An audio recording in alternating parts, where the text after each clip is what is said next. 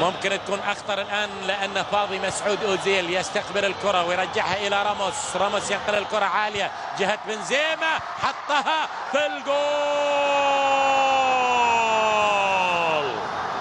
جول متاخر للريال. ريال اخيرا ومن كرة بنزيما اسقطت عند هيغوين اللي اضاع مجموعة من الفرص.